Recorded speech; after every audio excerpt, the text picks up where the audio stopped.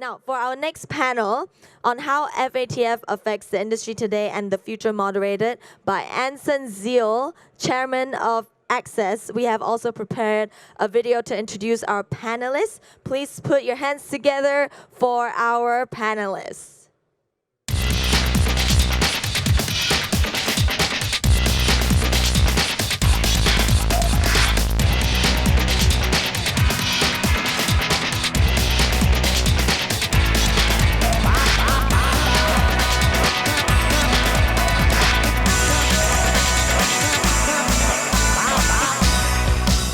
Hi, good morning, everyone. Now that I see it's 11:55, even I want to rush out to lunch, but bear with me, okay? We'll try to make this as a very interesting panel as much as possible. But first question I want to ask, who here has not heard of the term FATF before? Ah, cool. We have a very, very, very niche crowd. This is great. So I assume most of you know what FATF is. Good, then we'll dive into the discussion in a moment. But first, let's introduce ourselves. From the right, Christine. So I'm GSCHWEND. I'm from the Crypto Valley Association in Switzerland, also from MME, is a law firm based in Zurich. Hi guys, my name is ARTEM KOLTSOV, and I'm Head of Expert Council on Digital Economics and Blockchain Technologies in Parliament of Russian Federation. I'm DIMITRIJ from Germany, and I work with iComply Investor Services, taking care of the European markets, and we are a compliance and regulatory technology company. And myself, my name's ANSON ZEALL. I'm the chair of Access, the Blockchain Association here in Singapore, as well as now the exec director for IDAXA, which we set up back in June during the G20 Osaka meeting. Okay, so a lot of things have happened since most of you know what FATF is. Of the new guideline that just came out in June, July. A lot of us are very anxious to see what will the industry be evolving into, because the rules are, frankly, not easy to implement straight away. We need to work together as a community to actually move forward. But there's a lot of things going on. So maybe we can share about what the rules are, what the community is anxious about right now. Christine? Well, most of you probably have heard of the travel rule, but maybe we just take a step back just to make sure that it's clear for everyone. The FATF, in their June 2019 guidance that came out just a few months ago, clarified how the existing recommendations that they have would apply to virtual assets and what they call virtual asset service providers. And so in particular, in recommendations 15 and 16, they really provided additional guidance on how VASPs, they call, need to transfer information about a transaction amongst themselves. And so this is one of the main topics that industry now is grappling with. First of all, understanding what that means. How do you do that for off-chain or on-chain, and what the next steps are in terms of finding a solution. And sorry, just to add, you said amongst themselves. I had 2 days ago so many people asking, oh, you're the regulation guy and all these. So that means I can not just transfer any of my tokens to my friend anymore.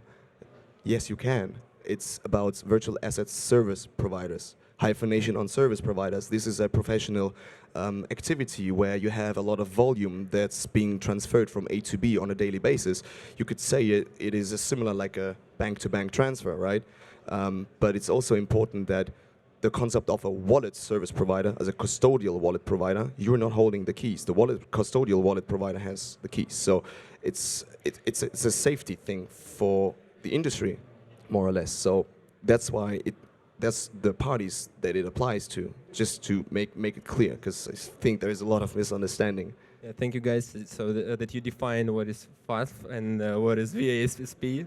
That's very nice. And I'll answer Anson's question about how community react. As head of expert council, we unite, first of all, representatives of different corporations which work with the crypto assets and crypto enthusiasts, and we are talking always how they see the picture of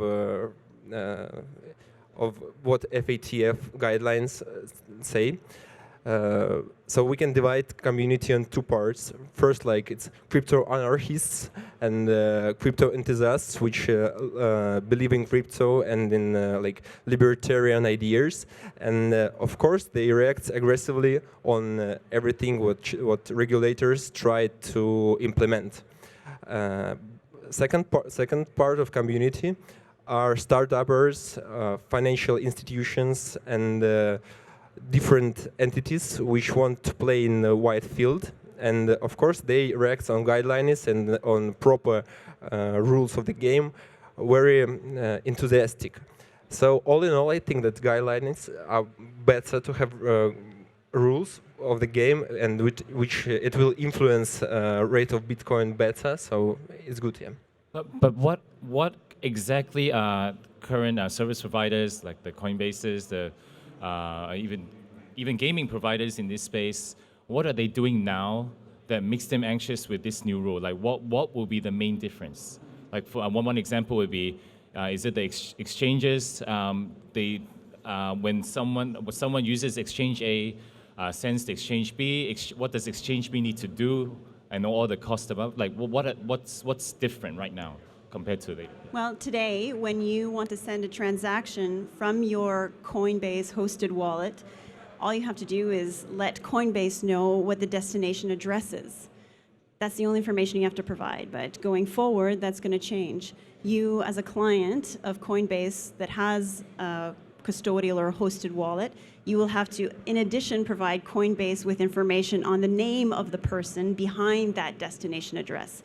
Because Coinbase will then have the responsibility to send not only your name, your address, your account information, and some other identifiable information, but also the name and address of the destination person, all that information bundled together to the destination VASP. So that's sort of the new requirement, is that if Coinbase is wanting to send a transaction, they will have to get that information, pull that information out of their clients. Also, one of the new requirements that, from my point of view, is very aggressive. It's not about regulation, but it's about competition. That exchanges now must send to each other information about their clients. So it can influence not only information about the client is a competitive information. So I think that they should keep it in their database. But guidelines say that they now must share it. Yeah, and the thing is also that as a community, we also have to decide at some point that what do we want with this technology? Is it the crypto that we want, or is it the blockchain implementation into everyday life? In my opinion, this is just what we're facing right now is the invention of the Gutenberg Bible, like a booking pressing machine. You know, you can copy books all of a sudden.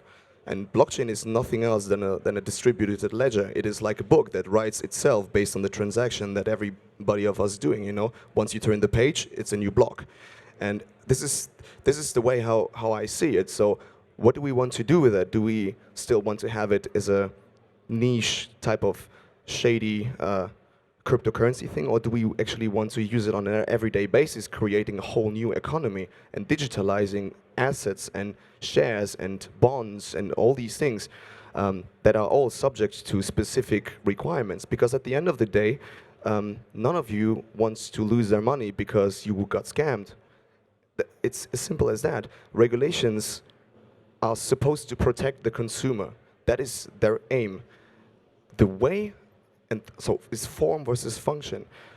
They regulate the function of a thing, not the form. They don't care if it is this traditional SWIFT banking system, or they don't care if it is a blockchain system.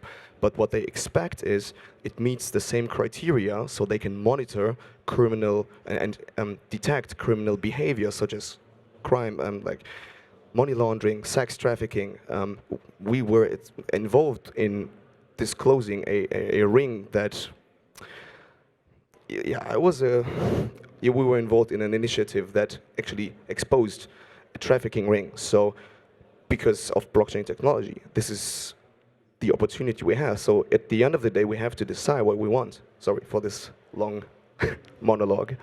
No, but yeah. So basically, new processes will need to be in the different service providers.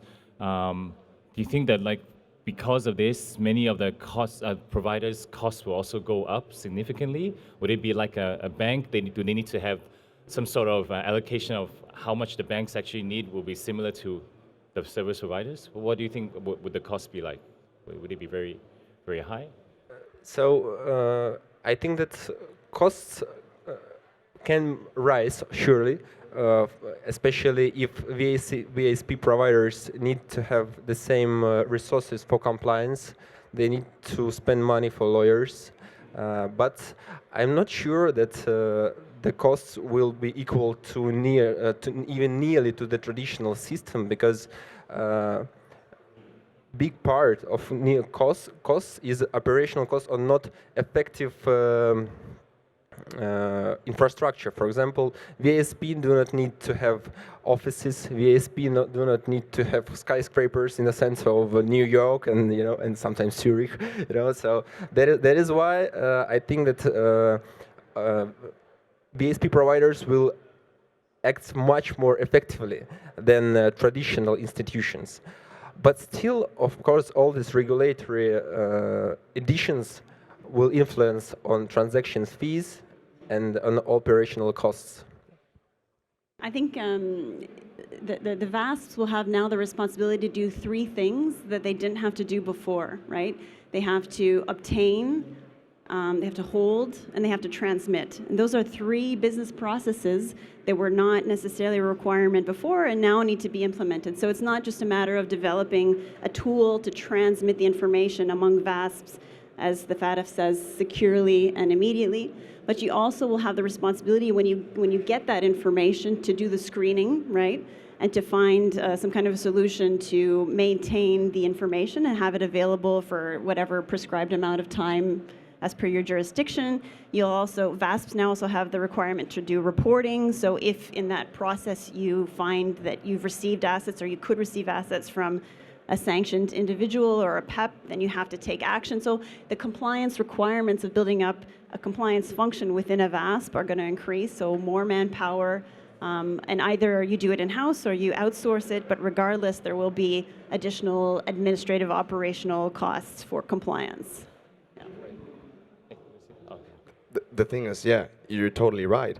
But I hear a lot of, in the market, and the people that I talk to, they are, wow, reporting.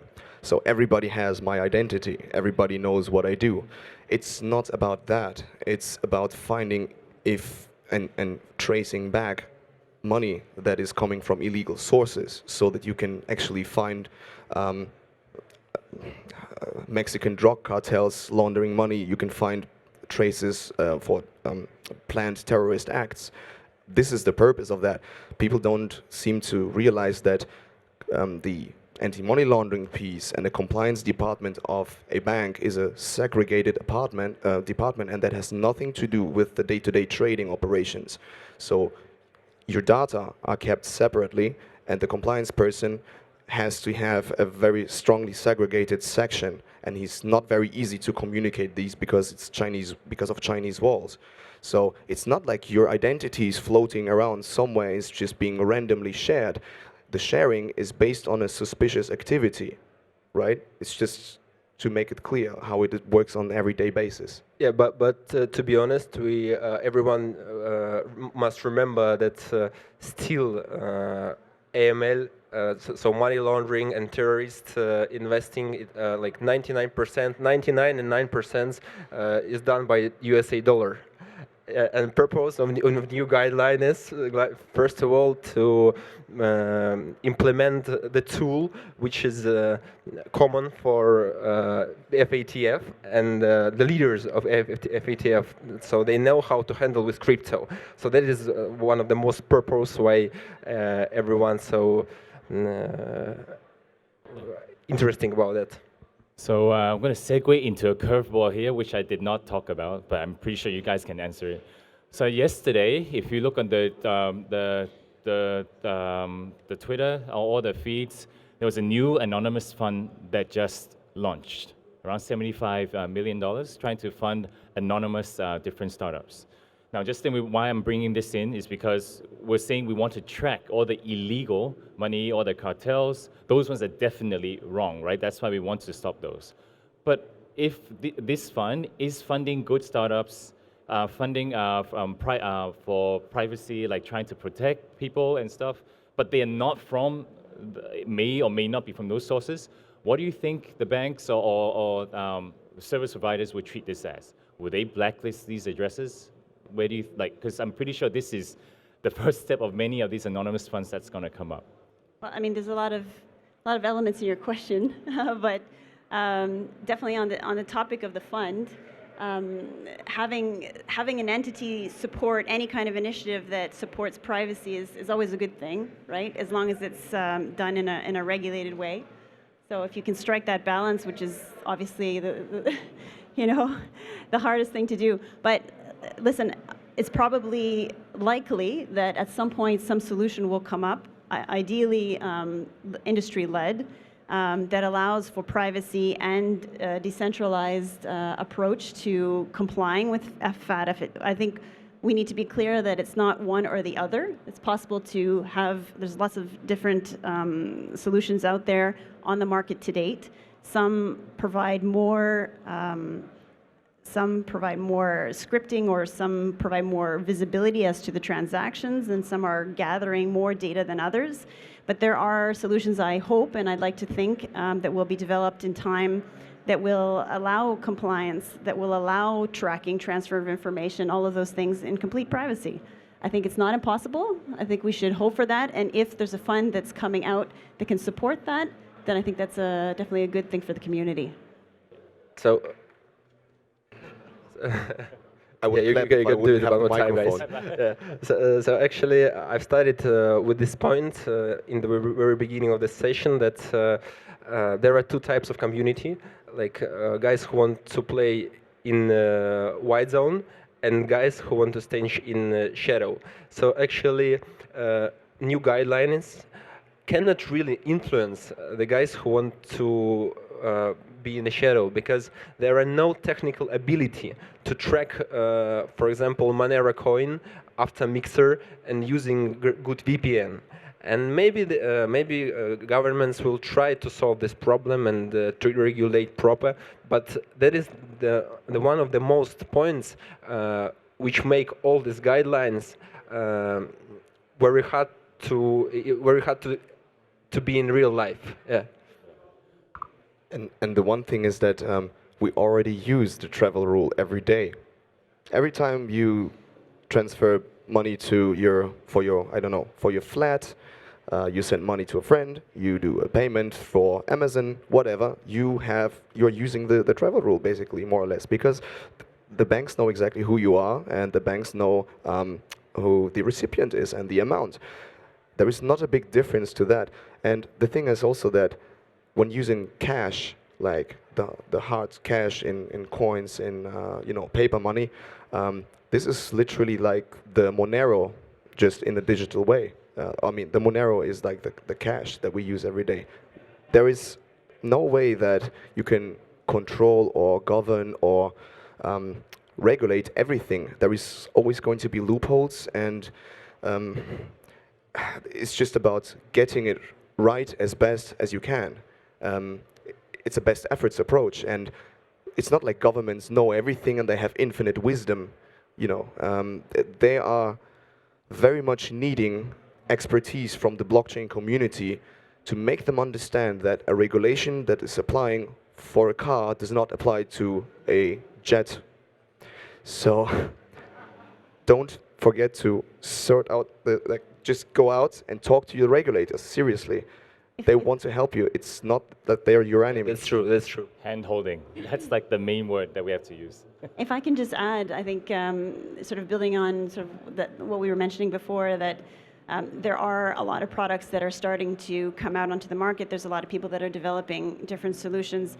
And that's all fine and good. I think market dynamics being what they are, as soon as you have one or two big exchanges that adopt some kind of a solution, probably that'll take the lead. I think as a community, let this sort of be a call to action to say, if there's a solution that comes out there, let's just make sure that it's something that is as decentralized as possible. Let's just make sure that it's something that minimizes surveillance to the extent possible while still being compliant. So I think we should all have a critical view when we're either developing something in-house or we're thinking about adopting somebody else's turnkey solution, to have a view to make sure that the elements and the sort of the construction of the solution, the protocol, whatever it is, really minimize or protect privacy to the extent possible. So great. So moving forward now that we know all the rules, well, it's there, the guideline you can actually download from the FATF website.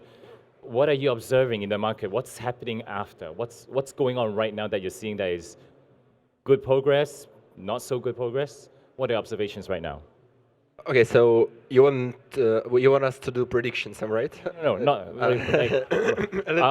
one example right now is there are some companies right now, after the guidelines came out, saying that their solution is the one, which they shouldn't say FATF compliant, but some are doing that. That's, for example, one observation. But what else are we seeing the community doing? So you mean how companies react on guidelines, Yeah, or which some of them, solutions, or which solutions they do to help guidelines? Yeah, like what? Yeah. So okay. Anything you're seeing that's interesting right now? Well, I mean, if you do a bit of Google research, you see already that like Gemini's working on something, CipherTrace and Shift have something. A few other companies have come out with different solutions, and everybody's either looking into it or thinking about pairing up with other people. I think it's important that we find the right platform to discuss standards. I think we have to have a view to interoperability to the extent possible. We should try to avoid having little pockets of different solutions come up that are supported by just one highly politicized service. So we should just make sure that whatever comes out is reflective of the spirit of the community. I think there's other white papers that have been published as well. Open VASP is one of them that I've seen recently that we support. And I know that in June there was the V20 that took place on the fringes of the G20.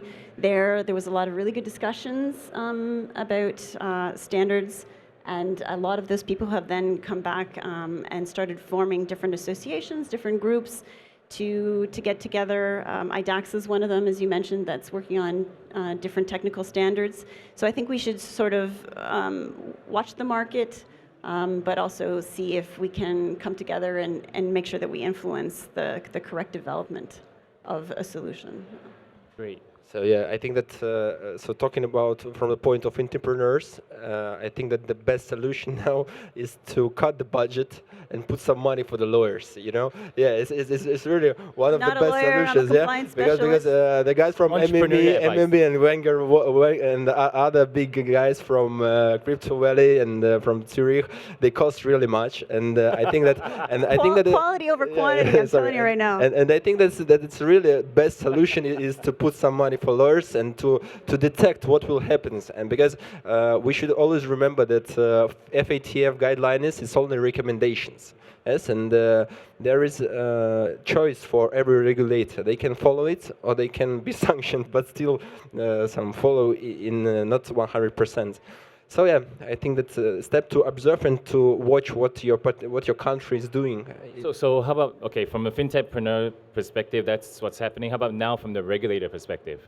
For example, MAS, after the FATF guidelines came out, they came out with the AML notice, which is very, very similar to the FATF guidelines. So basically with that, it gives the certainty that the guidelines given by FATF would need to be implemented. Other regulators that you're seeing also, they did the same, issuing new notices or giving more clarifications? Well, I mean, sorry. So we're seeing, in the industry, we're already seeing, 3 different approaches, right? There are the jurisdictions where this is already a status quo. So obviously the US, this travel rule emanates from the Bank Secrecy Act or the Banking Act. and it's implemented currently by FinCEN. FinCEN has been sort of turning a blind eye to actual compliance with the requirements, but that's about to change. We hear already rumbles of 3 or 4 different enforcement activities that are that FinCEN is starting to engage in with regards to the travel rule. So they're certainly moving fast in terms of expectations for implementation. We have other jurisdictions like here in Switzerland, or for us in Switzerland by FINMA, have gone above and beyond the FATF requirements and making the requirements applicable not only amongst VASPs, but between VASPs and other private wallets. So the requirement to transfer information, to know who your party is, and to make sure that all third-party assets are identified is something that's particular to the Swiss territory, because FINMA feels strongly that they want to regulate the market and increase the level of confidence in the services and in the industry. So that's sort of another approach, is to go above and beyond. And then there's other jurisdictions as well where they're just starting to grapple with this, trying to understand what the requirements are, trying to take a look at their regulations, how they have to amend them. So some regulations are already in place in some countries. In Switzerland, they've definitely mentioned that there will be no new regulations. The requirements are already in place. And in other jurisdictions, they're thinking about coming up with special laws or amending the regulations. Christian, thank you for such a nice overview of regulatory policy of the world, and I'll tell a few words about Russian situation. So, for example, the first iteration of the law was issued not in like June 2018, and it was really childish. So there was a definition of mining, definition of cryptocurrency, and there was nothing about digital assets. And after recommendation of FATF, so our politicians and regulators pushed a little bit, and now we have really major law. And I hope that in the beginning of 2020 we will take this law. Yeah. So I think that guidelines of FATF influence very good for our regulators, that they understood what is proper way to regulate crypto. And for the rest of Europe, there is no rest of Europe, because every country has, they follow European directives, but still there is differences in everyday basis. Germany has issued a blockchain strategy, which is really good, but there is also things such as they suggested in the first iteration that there needs to be a separate custodian license. It cannot be done in the same existing custodian license, but you need to reapply. So it's really hard to say how Europe in general is going to develop on a country by country basis. But if anybody is interested in performing or setting up a company in Europe, you need to, as you said, you need to have legal advice in order to understand the regulatory framework, but also how it's being done on a practical day-to-day basis. Because what the law says, what a recommendation says, and what a directive says is different sometimes than the actual practical application.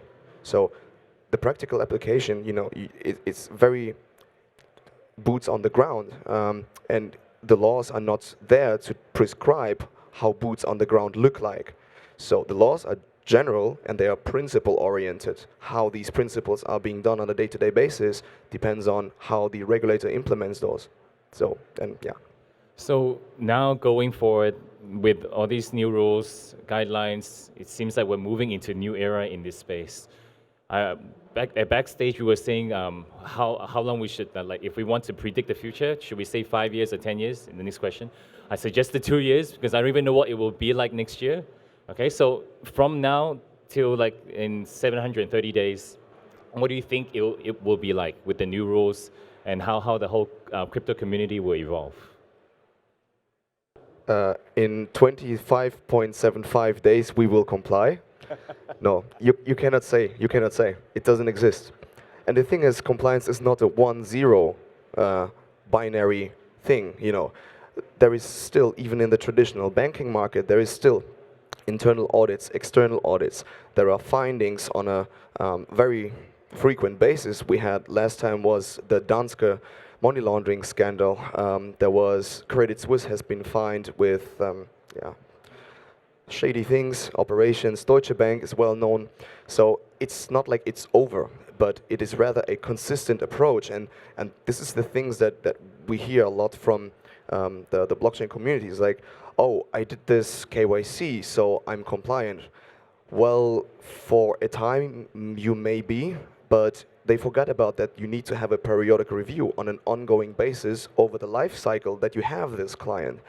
And it's just funny that sometimes technologically very, very sound people, very, very smart people, we have the smartest people in blockchain in my opinion, that they are not aware that laws also apply over a lifetime. So, you know, technology versus law and application are different things, but you know, it's important that we grow together, and that's why I keep on saying this, so that the industry is aware of that. Oh, yeah. So, a few sentences. I think that guidelines will bring in our industry rule of the game. So regulators will bring rule of the game, and what we need really to not have such a dull years like 2018, 2019. We need to have new blood in our sector. So if regulators will do proper laws, I think that institutionals will be ready to come. We need really whales to come in our industry. If whales will come, so it will be more brightful, and we will have another 2017. So that's what we need. Just not more Bitcoin whales pushing the price up and down. Yeah. Okay. I think over the next few years we'll see a bunch of different stages. I think now we're just at the stage where blockchain companies are really trying to understand, or just for the first time actually understanding whether or not they're caught by this requirement. So just really taking a look at the definition and saying, okay, if I'm a custodial, non-custodial, I have, or I'm a decentralized exchange, to what extent does my smart contract control the flow of funds? Am I really caught by this requirement? So that's the first stage, is really sort of deciding, hey, do I have to comply, right? And then, so that's probably going to be a period of 6 months or whatever it is. The jurisdiction, so each member state of the FATF will have to report in June of next year on the state of development within their own country. And so over the next year, up until that point, I think the member states are going to be going around and trying to get a feel for what the industry is looking to develop, how things are moving forward, and educating, right? So there's going to be a period of awareness, and slowly those products that are already today being developed will probably start to enter the market, will refine themselves. Hopefully we'll see a lot more white papers and concepts coming in, people with really good ideas of how to implement privacy mechanisms will hit the market. You know, Open VASP is one of them, but there's hopefully going to be more and more people entering the dialogue. So I see hopefully a lot of thought leadership coming in, and then working with the regulators, right? Educating them on what the industry is developing, and helping them to get an overview of what's really possible, what's feasible, what's not, and making sure that they know that it is compliant, right? Just because you have a solution that enables privacy or not, doesn't mean that it's not compliant. And then finally, a maturing of the different solutions that are available on the market. But it's also about not creating a global honeypot of data that can be hacked, because that is one of my personal concerns. All these solutions are going to have, or are going to be exposed with a big data set of very sensitive data.